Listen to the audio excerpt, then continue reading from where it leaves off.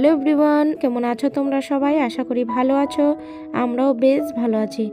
নাজিয়াস ব্লগে তোমাদেরকে অনেক অনেক স্বাগত, ভালোবাসা জানিয়ে আমি আমার একটা নতুন ভিডিও শুরু করলাম।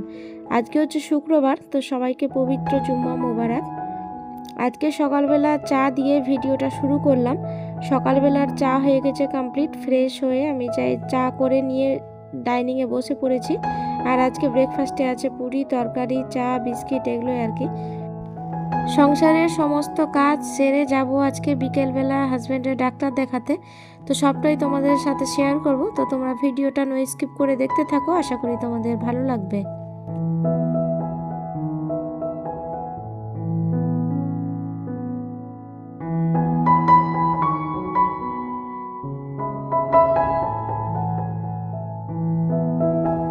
সেই সকালেই তোমাদের দেখিয়েছিলাম যে চা খাচ্ছিলাম, তারপর অনেকক্ষণ পর আসলাম আবার।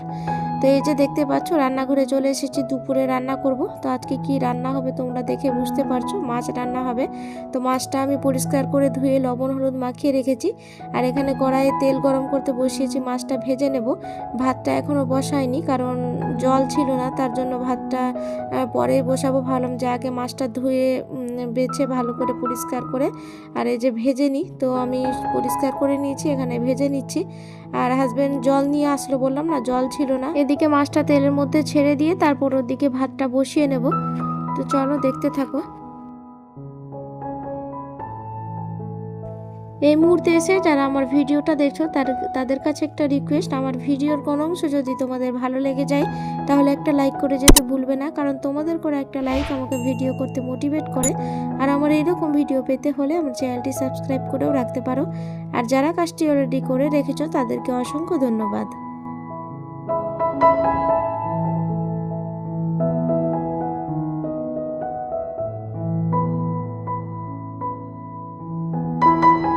একদিকে মাছও ভাজা হচ্ছে আর এদিকে দেখতে পাচ্ছ আমি ভাতের জন্য জলটা বসিয়ে দিলাম।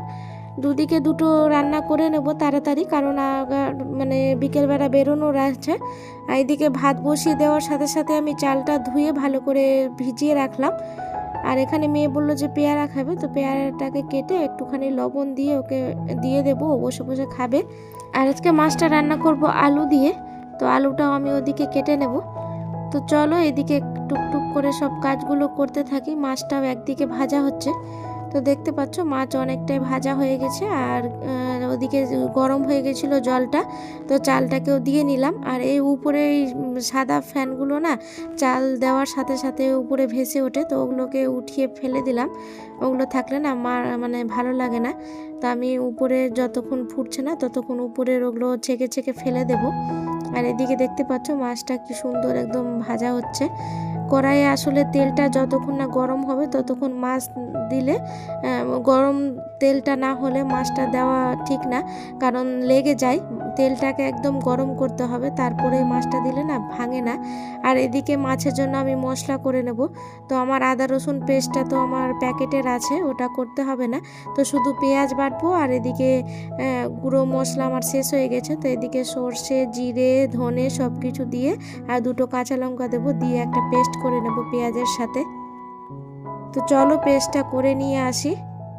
তো দেখতে পাচ্ছ এখানে পেস্ট করে নিয়ে চলে এসেছি আমি, একদম পেস্টটা সুন্দর স্মুথ পেস্ট হয়েছে। এদিকে ভাবলাম যে যতক্ষণ মাছটা ভাজা হচ্ছে ততক্ষণে আমি আলুটা কেটে নিই। রুই মাছটা না আলু দিয়ে খেতে ভালো লাগে, যে কোনো মাছই আলু দিয়ে খেতে বেশ ভালো লাগে। একটু মানে গাঢ় গাঢ় ঝোল হবে, খেতে বেশ সুন্দর লাগে। তোমরা কে কে আলু দিয়ে মাছ খেতে ভালোবাসো কমেন্ট করে জানিও আমাকে অবশ্যই, আমার তো বেশ ভালো লাগে। এখানে মাছ 1 কেজির উপরেই ছিল, তো প্রথমে ভেবেছিলাম যে কিছুটা রেখে দেব। তো আবার মানে পরে কি ভাবলাম যে করেই নিয়ে একসাথে যখন করছি শুধু মাথাটা রেখে দেব। মাথা দিয়ে না, মাছের মাথা দিয়ে মুড়ি ঘন্ট খেতে বেশ ভালো লাগে, মুগের ডাল দিয়ে আর কি। সবকটা মাছ রান্না করে নেব, শুধু মাছের মাথাটা দুটো রেখে দেব, পরের দিন মুগের ডাল দিয়ে খাওয়া হবে। তো চলো রান্না বান্না করে একবারে বেরোনোর সময় তোমাদের সাথে আবার কথা হচ্ছে।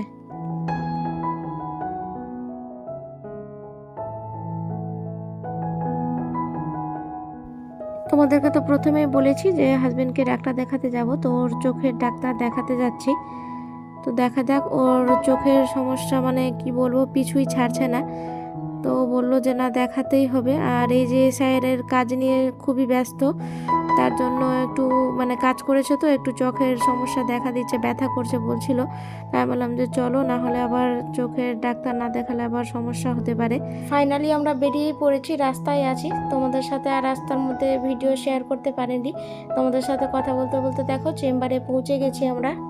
এখানে এর আগে যে ডাক্তারকে দেখিয়েছিলাম বিকেজিআই নার্সিংহোমে আর কি, তো এখানে আসলাম তো ডাক্তারবাবু বসেননি, তো আবার মন খারাপ করে বাড়ি যাচ্ছিলাম।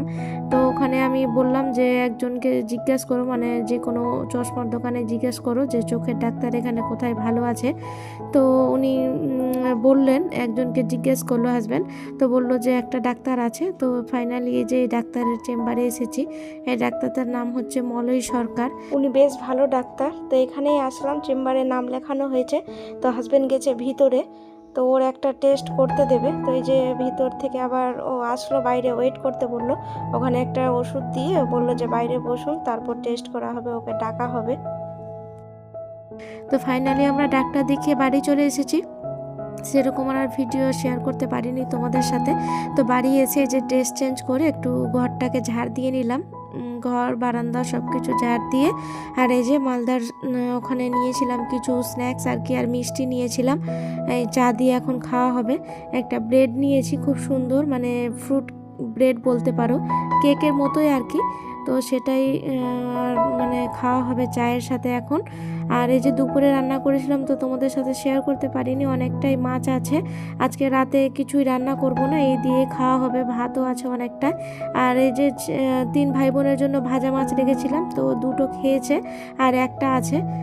তো চলো চা করব এখন, চা করে তারপর আমরা একটু টিফিন করব। ওখানেই কিছুই খাইনি, নিয়ে বাড়ি চলে এসেছি। ঠান্ডার মধ্যে তো অতক্ষণ মানে বাচ্চাকে নিয়ে বাইরে থাকিনি। আর এই যে ব্রেডটার কথা বলছিলাম, ফ্রুট ব্রেড, এটা এত সুন্দর খেতে, কেকের মতো, কিন্তু এটা ব্রেড আর কি। তো এখানে এই যে মিষ্টি আছে, তো মিষ্টিগুলো এখন বের করব না, ঠান্ডা তো কিছুই হবে না। আর এটা পাটিসাপটা নিয়েছি, এর আগেও আমি পাটিসাপটা নিয়েছিলাম, তো বেশ ভালো, তো আবারও নিয়ে এসেছি। তো এখন এগুলোই খাওয়া হবে। তো চলো চাটা করিনি, চাটা করে কিছু মানে খাওয়া দাওয়া করে একটু রেস্ট নেব, কারণ বাইরে প্রচুর ঠান্ডা। আর অটোতে এসেছি তো ওই জন্য। আর এখানে এই যে চা বসিয়ে দিয়েছি, তো হাজব্যান্ডকে বললাম যে ব্রেডগুলো বের করো। তো দেখলাম যে এটা ফ্রুট ব্রেড, খেতে না খুব সুন্দর, আমরা খেলাম চা দিয়ে। তো বেশ ভালো ব্রেডটা, দাম নিয়েছে 40 টাকা এক প্যাকেটের। আমি তো প্রথমে ভেবেছিলাম যে এমনি নর্মালি ব্রেড আছে, কিন্তু বাড়িতে এসে ছেলেকে দেখালাম, তো ও বললো যে এটা ফ্রুট ব্রেড। ছেলেকে তো নিয়ে গিয়েছিলাম না, ছেলে আর বাবা বাড়িতেই ছিল, আমি হাজব্যান্ড আর 2 মেয়ে গিয়েছিলাম। আর বাইরে না প্রচুর ঠান্ডা, এত ঠান্ডার মধ্যে ছেলে যেতে চাইলো না, আর আমি নিয়েও গেলাম না, কারণ বাবাও আছে একা বাড়িতে। ওখানে গিয়ে তো আমরা ভেবেছিলাম যে আর দেখানোই হবে না, কারণ তোমাদের তো বললাম ডাক্তারবাবু বসেছিলেন না। আমরা আগেই ফোন করেছিলাম, কিন্তু ওরা ফোন রিসিভ করেনি, আর না গেলেও হতো না, হাজব্যান্ডের মানে ব্যথাটা বাড়ছিল। আর ওর এখন মোবাইলে বেশি কাজ না, তার জন্য আরও বেশি দেখাতে হলো। আর চোখের সমস্যা তো না দেখালেও হতো না, তার জন্যই বিশেষ করে যাওয়া। ওখানে গিয়ে তো ভেবেছিলাম যে আমাদেরকে বাড়ি আসতে হবে, তারপর আল্লাহর দোয়াতে একদম কি বলবো, আমার মনে পড়লো যে কাউকে জিজ্ঞেস করা উচিত যে এখানে কোনো ভালো ডাক্তার আছে কিনা। ফাইনালি আমরা ডাক্তার দেখে বাড়ি এসেছি। তোমরা সবাই দোয়া করিও আমার হাজব্যান্ডের জন্য, যেন ওর সমস্যাটা ভালো হয়ে যায়। তোমরা সবাই ভালো থেকো, সুস্থ থেকো, দেখা হবে নতুন আরও একটি ব্লগে। ততক্ষণের জন্য টাটা।